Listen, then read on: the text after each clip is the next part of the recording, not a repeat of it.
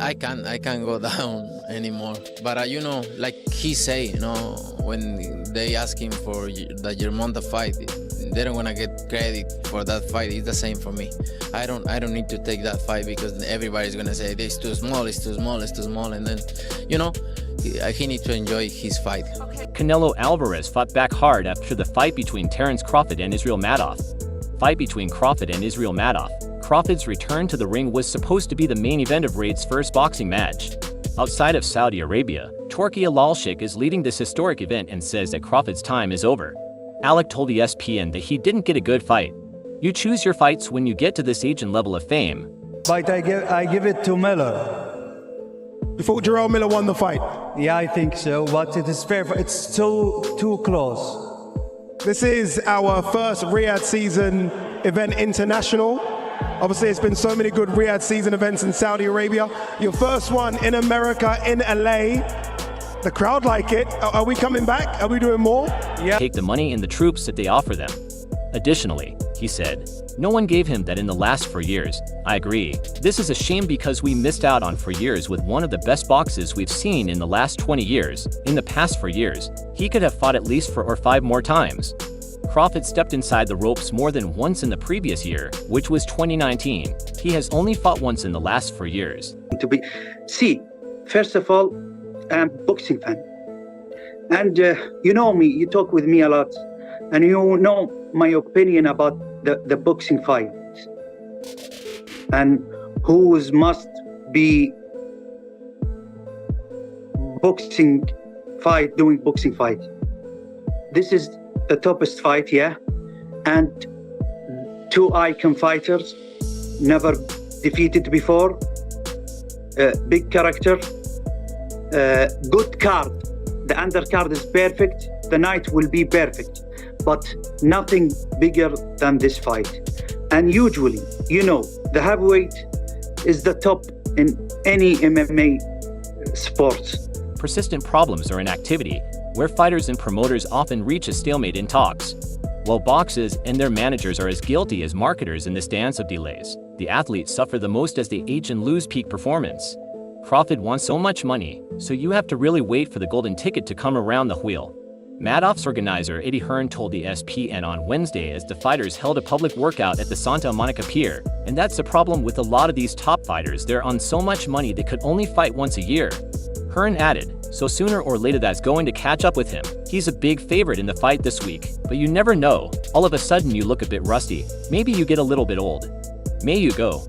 So, you know, it made sense. I think he's the biggest fight available for Canelo Alvarez outside of David Benavidez. So, you know, his other mandatory was William Scott. I believe this was the right fight for him, and we're delighted to land it. Division too far, but he's a quality fighter. I mean, pound for pound #1 in my opinion. With his performance against Spence, Crawford jumped to the top of ESPN's pound for pound rankings, looking better than he has in his story. What Israel did is prove that I think he's, you know, the best 154-pounder in the world. I thought he edged the fight. It was a very close fight. Yes, it was. I was disappointed that we didn't get... Division afar, but he's a great fighter. I mean, pound for pound #1 in my view. With his performance against Spence, Crawford jumped to the top of ESPN's pound for pound rankings, looking better than he has. Another good right hand from Madrimov. And another. Yeah, no, he's got the angle for that right hand and he's landing it. Good body shot from Crawford. That was a fantastic body shot from... Career after flooring in round 2, with a straight left to the head and a right jab from a southpaw stance. The switch-hitting fighter set the tone. Relentless beat Spence, leaving both of his eyes battered and bruised. The 7th round saw Spence hit another good right hand for Madrimov, and it's another, he's got the angle for that right hand, and he's landing at a good body shot from Crawford that was a great body shot that canvas twice more, paving the way for the referee to call a stop 2 rounds later. With victory secured, Crawford began to size up his next challenge. Jermall Charlo, the reigning and disputed king at 154 pounds, was at the ringside, and now is the time. Now it's the time. It's important, and while I feel confident in my fight, I feel confident in my skills. I'm going to bring tricks out of the hat. I'm going to be Jermall Charlo and do some things that I love to do and want to do to cheer on his training partner. As the referee called the end of the match, Crawford cast a piercing stare through the ropes. Yet just 2 months later, Charlo faced a devastating loss against Canelo at 168 pounds, diminishing the allure of a possible fight with Crawford. Charlo added, "I was prepared to do the repeat. I don't know if Spence was prepared to do the rematch. Like the contract stated, it didn't happen. It cost me months of my career, and I'm just happy to be getting back in the ring to show my talent and my skills. Despite this, Crawford still had enticing matchups awaiting him in the 154-pound division. Jaron Boots and his Tim and Virgil Orrs, each formidable and defeated power punchers, were on the horizon after feeling the strain of the weight cut for the Spence fight more acutely than expected. Crawford had decided to continue his career at junior middleweight. By the time of that bout, he was already aware it would be his final appearance at 47 pounds. Crawford said, "I was like, man, this is it. I can't make that weight like that anymore. It was kind of hard." In his post-fight interview on August 28th, Spence officially activated his rematch clause, having a 30-day window following the fight. I felt great. It was no different from 147, to be honest. Israel just was a strong opponent, and we knew that coming in the gate. Rematch to be held at 154 pounds according to the contract. The victor of the initial bout had the privilege to pick the weight class for their second encounter. The agreement required that the rematch be held before the close of 2023.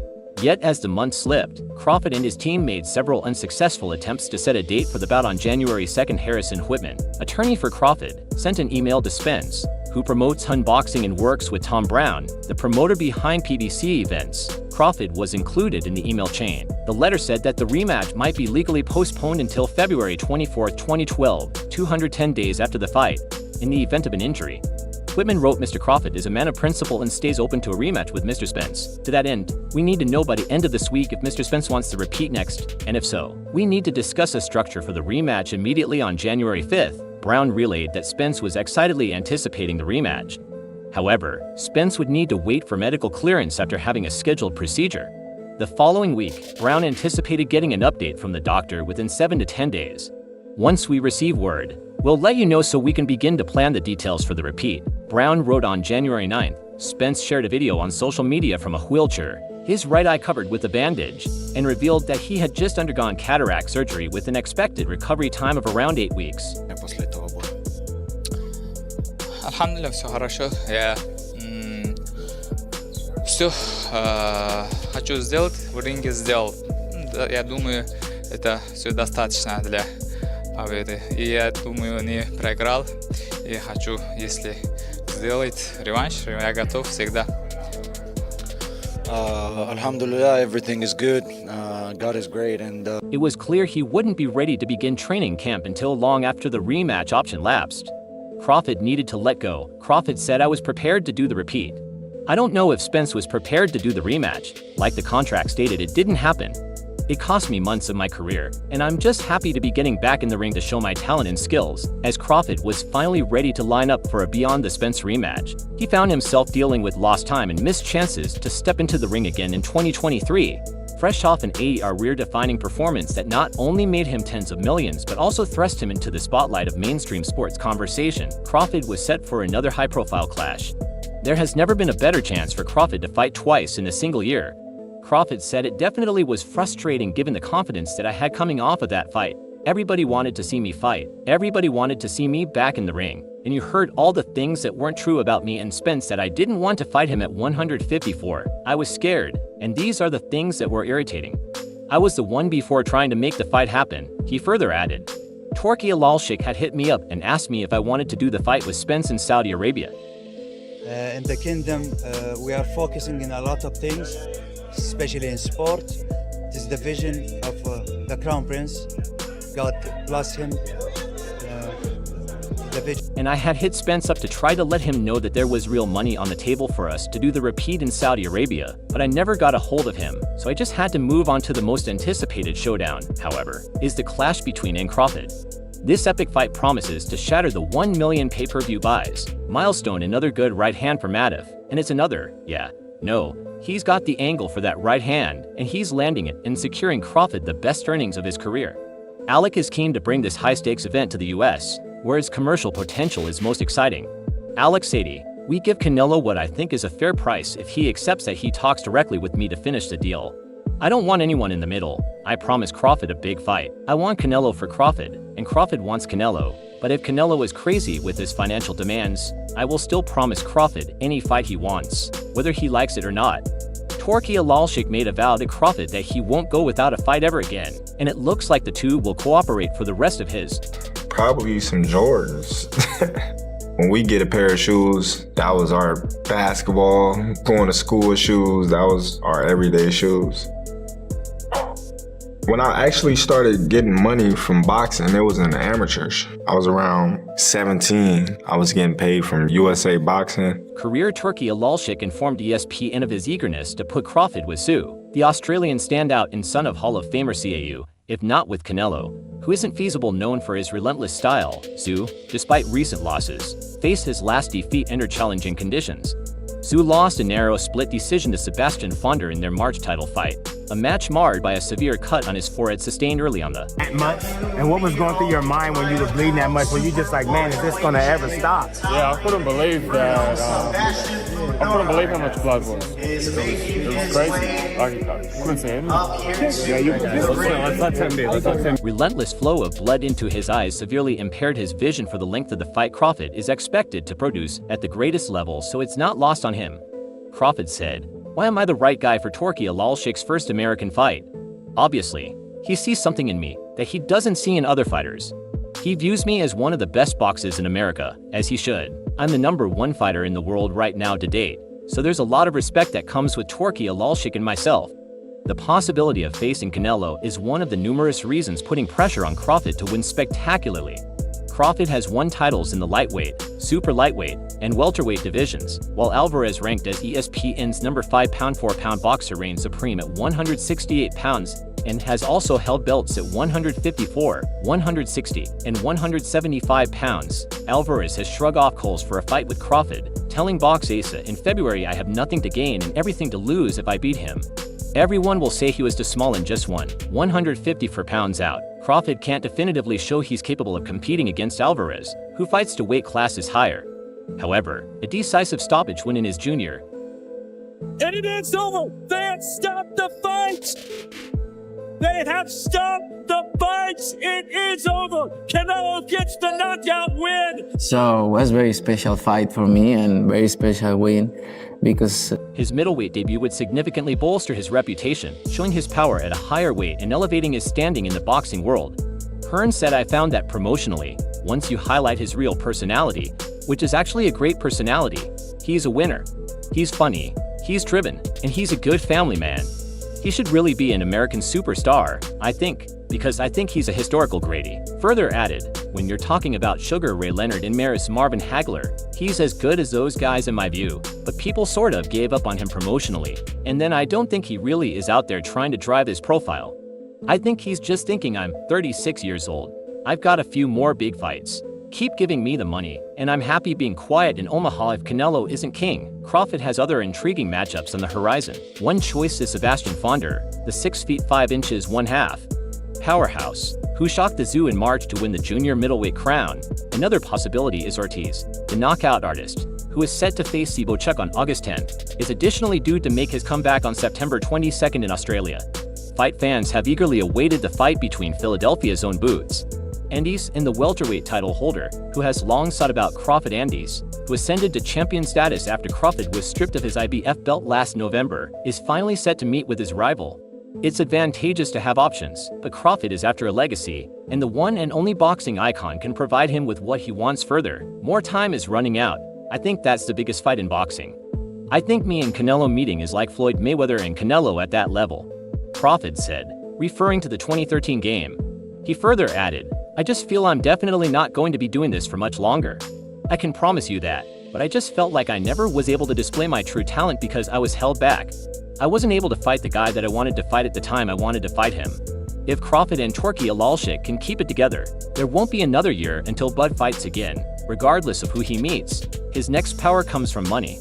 There are now no boxes demonstrating that point more clearly than Saul Canelo Alvarez and Turki Alec. When you can draw in a flood of cash, you wield significant influence. Alvarez is set to receive a $35 million guarantee for his bout against Edgar Berlanga, a +800 underdog who wouldn't be seen as a worthwhile gamble even if his odds were +2,000. The financial draw of this matchup allows Canelo to take a fight he's nearly guaranteed to win while still earning a payout that feels like a high-stakes extravaganza. That's power when you have the ability to throw vast sums of money around and wield significant influence. Turki Alalshik, the chairman of Saudi Arabia's General Entertainment Authority, essentially the mastermind behind the burgeoning Riyadh season, carries around books filled with blank checks. The Saudi government, eager to fund Turki Al Sheikh's grand visions, is prepared to overpay to secure the matches he wants as a result. Fighter promoters, broadcasters, and media alike are scrambling to get on board with the lucrative opportunities he's offering. Turki Al Sheikh has openly expressed his desire to offer one of those lucrative blank checks to Alvarez in an effort to set up a bout with Bud Crawford, who has recently been named an ambassador for Riyadh season. While money is seemingly no concern for Alec, he's on a quest to determine the price that will persuade someone like Crawford, for whom financial considerations have become less of a necessity, to step into the ring on their journey toward an alliance between the two most influential figures in boxing. An unexpected twist emerged. Instead of collaborating, they found themselves locked in a fierce rivalry, which perhaps unwisely ignited the conflict by taunting Alvarez, which may have been a misstep on his part thanks to substantial inflows from Saudi investors. UFC 36 will be held at the Sphere in Las Vegas on September 14th, with Riyadh season proudly sponsoring the high-profile mixed martial arts event, while just 2 miles away at the T-Mobile Arena is another pay-per-view. Clash will unfold as Alvarez takes on Baranga on the same date. The extent of direct competition is still uncertain over the years. The figure 5% has been casually cited to indicate the overlap between boxing and MMA fans, though it lacks scientific backing. While this percentage might seem trivial at first glance, it's worth noting that if you're anticipating 500,000 PPV sales for an event, a 5% drop translates to a loss of 25,000 potential buyers in the grand scheme. Reducing your audience from 500,000 to 475,000 is far from negligible.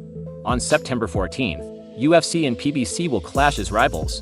Alec, known for his restraint in taking jabs at boxes and avoiding the common pitfall of buying little than those not in his camp, has built his reputation on a message of unity. His mission has been to leverage his country's resources to bridge gaps and facilitate significant matchups.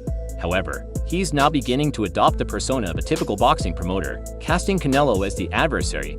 "We will eat him," all Alex said of Alvarez to ESPN. That would be an ordinary comment coming from the mouths of most promoters.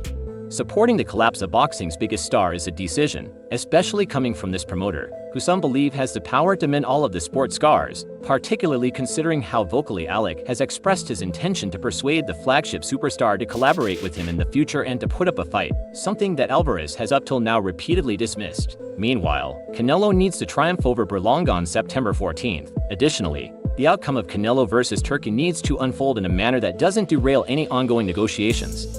We may then talk about an Alvarez-Crawford fight. The two fighters are comparable in age, but in terms of motivation, they are in completely different stages of their careers.